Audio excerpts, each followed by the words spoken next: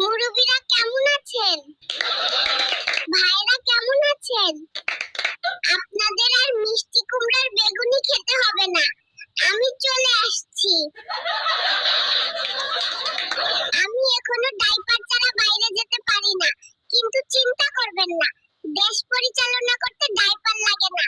আমি আগের প্রধানমন্ত্রীর মতো দুর্নীতিবাজ না, দুধ দিলেই আমি দেশ চালাইতে পারি।